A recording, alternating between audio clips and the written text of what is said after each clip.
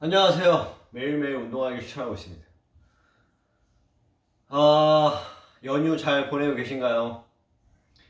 전 드디어 새벽 출근이 끝났습니다. 이제 쉬어요. 드디어 쉽니다. 드디어 쉬어. 오늘도 날씨 너무 좋아요.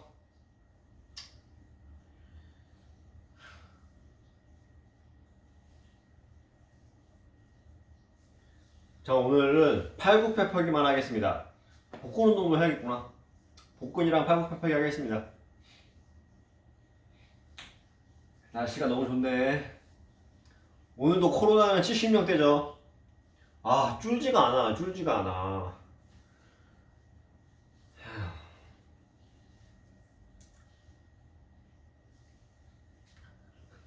운동하겠습니다. House Speaker Nancy Pelosi, who has accused Mr. Trump of being in an altered state while on his medication, introduced a bill that would establish a commission to help enforce the U.S. Constitution's 25th Amendment that calls for executive branch power to be shifted to the vice president when the president is incapacitated. This is not about President Trump.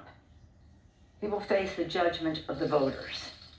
But he shows the need for us to create a process for future presidents. The president is signaling he's ready to work with Pelosi on a massive new coronavirus relief bill after ending stimulus talks earlier this week. I would like to see a bigger stimulus package, frankly, than either the Democrats or the Republicans are offering. I'm going in the exact opposite now, okay?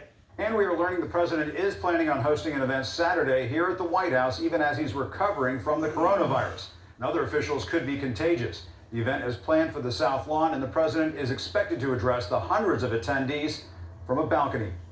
Jim Acosta, CNN, the White House. Well, with me now to talk more about President Trump's medical condition is Dr. Esther Hsu, Professor of Emergency Medicine at Oregon Health and Science University. Doctor, lovely to see you again. I do want to ask you, so the president said, quote, I'm either at the bottom of the scale or free, virus-free. What does that mean from a medical standpoint? I mean, is there a scale of COVIDness?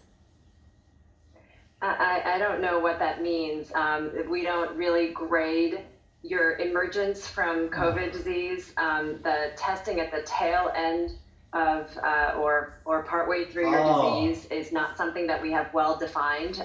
We're still going by symptomatology, and testing, of course, has its limits. So this idea that the White House has projected that there is this cluster of testing that can prove absolutely that the president is no longer contagious is one that medical experts are really puzzled over, and we're curious to see what his doctor discusses tomorrow. Yeah, and as we reported earlier, I mean, the timeline is still a little bit confused. The president said he is medication-free. It's also unclear when he last tested negative. What do you make then of the fact that the president will be going out to be giving talks, giving a speech, giving rallies in the next few days, and particularly because people will be coming to the White House? Really upsetting. I mean, it was astounding to begin with that we had that clear White House super spreader event. That was the nomination event for Amy Coney Barrett as the beginning of this whole White House outbreak. And then clearly, although we don't know the timeline very well, there were multiple private events in close quarters in private homes when the president seems likely to have been spreading disease, whether or not they knew that he was test positive at that point, but clearly scheduled events went on. We don't know very much about those events, but each of those has the potential to be its own super spreader event. And then to go through all of that and see that at least 36 people have been tested positive from some of these events that are in close proximity to the White House and to the president. And then to bookend that with another potential super spreader event where people are going to be in close quarters with the White House staff, many of whom could still be on a timeline to develop disease and to test positive. It's just astounding. It's like a case study in how not to learn from a really devastating health event. For a man who was in hospital a few days ago, and based on his treatment, his age, his weight, would you still, as a doctor, recommend that he stay in bed?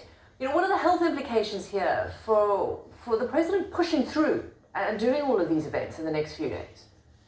Yeah, one of the things we tell patients who are in this phase of disease, again, we don't know exactly where he is in his disease because the White House hasn't been very forthcoming about when he first tested positive, but he's still in the timeline in which we know people can go downhill quickly. And we advise that people rest and take care of themselves and not try to overdo it, particularly if they have comorbidities. So this is someone who has tremendous responsibility on his shoulders. We all hope that he takes care of himself first, and also that he set an example for other people who are sick with the illness to really contain their activities and try very hard to be a responsible citizen of the country and not spread disease to others by re-engaging in their usual activities.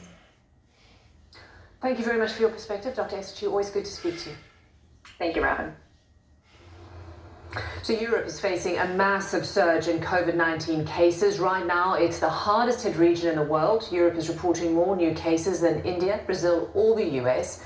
The countries you see here partly make up Europe's nearly 97,000 new cases. Each of them has marked their highest daily uptick since the pandemic began. The UK is seeing soaring cases as well. It's announcing a new coronavirus restriction plan on Monday to try and limit the spread of the disease.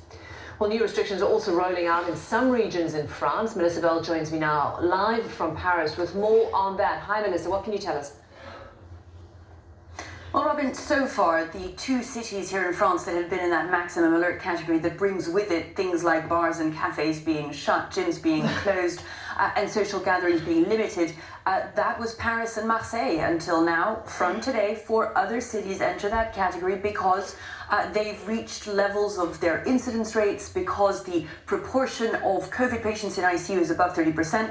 All this very clearly laid out by French authorities several weeks ago. They now enter that category as well. So in cities like Lille, for instance, from today, those kinds of restrictions will have to apply as well. And taking that as an example, local health authorities there are warning that already operations are going to have to be cancelled, emergency procedures are going to have to be cancelled to make way for COVID-19 patients. And in that city in the north of France, it is the incidence rate amongst the elderly that is particularly worrying, more than 15%, whereas the national average is about 10. But just to give you an idea nationally of how bad things are here in France as well, Robin, we saw another grim record set last night. More than 20,000 new coronavirus patients, cases identified over the previous 24 hours. It's a record. We hadn't seen it either in the first wave or the second wave so far. And on the question of that positivity rate, to give you again an idea of how quickly things are progressing here in France, it is now 10.4% nationally. It was 5.4% just 3 weeks ago. So what next? And how are people reacting to the possibility that, life is going to get tougher under lockdown? Well, I think one of the interesting things about what's happening in Europe now, and you mentioned how bad this second wave is getting across the European region. We've seen several countries registering records. We've seen several countries imposing fresh restrictions this week, and that is only likely to get worse. Europe was a part of the world where more or less governments had spoken with one voice, had imposed quick lockdowns, had been pretty firm on messaging, and the lockdowns had been widely respected. There hadn't been much pushback. This time, as these decisions become more political, as they're made in a way that is more incremental and ad hoc, as authorities try as much as they can to keep the economies open and really push the thing to the limit and close things down and take restrictions little by little in order to try and help these healthcare systems stay afloat. What you're seeing is a lot more pushback, both from business owners who fear that this could be really the closure too far as they're concerned, and local authorities, local leaders really pushing back on nationwide guidelines and restrictions being imposed. So it is a harder line for governments to set, but of course as necessary as it was the first time, because once again, it is a question of ICUs across Europe being able to cope with that second wave and with a growing number of COVID-19 patients arriving in them. Here in Paris, for instance, already, Robin, we have an emergency plan in place from hospitals because they expect a flood of COVID-19 patients over the coming days and weeks. Okay, thanks for that, Melissa Bell there live in Paris. Keep safe. Thanks, Melissa. So coming up on CNN, along the US Gulf Coast, a devastating hurricane season continues just weeks after a monster hurricane slammed into Louisiana. Here comes Tropical Storm Delta. questions as coronavirus cases spike. Join Anderson Cooper, Dr. Sanjay Gupta, and 5 former CDC directors for a new CNN Global Town Hall. Coronavirus, Facts and Fears. Sunday. Navigating the new normal on the road. On the next CNN Business Traveller. Elite status, loyalty programs, don't lose out. Upgrades are clearly high on people's Oh. How to handle being travel shamed. There's a disagreement about what the right thing to do is. Business travellers unite. 3 deep breaths in and out. It's all on the next CNN Business Traveller.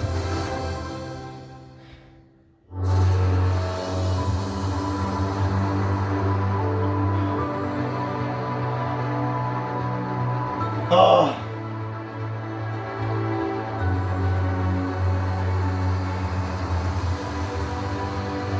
여기 20개만 하고 오늘은 여기까지만 하겠습니다. 11분.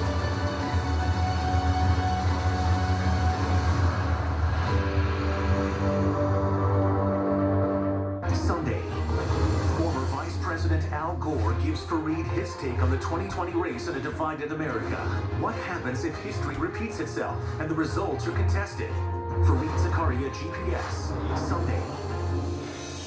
Hey, is that an elefunky? Hey there, guys.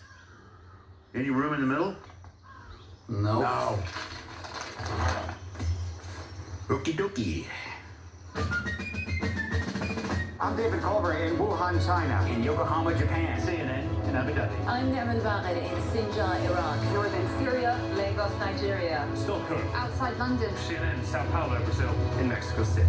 This is CNN.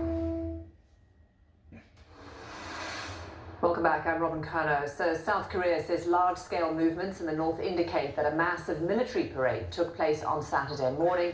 We're still waiting to see fresh images of North Korean leader Kim Jong-un and the military hardware that could have been on display. North Korea watchers have been expecting the event to mark the 75th anniversary of the ruling Workers' Party. And a ceasefire between Armenia and Azerbaijan is set to begin in less than an hour from now. That's according to the Russian Foreign Minister. Sergei Lavrov mediated the first talks between the two sides since violence erupted in late September over the breakaway region of Nagorno.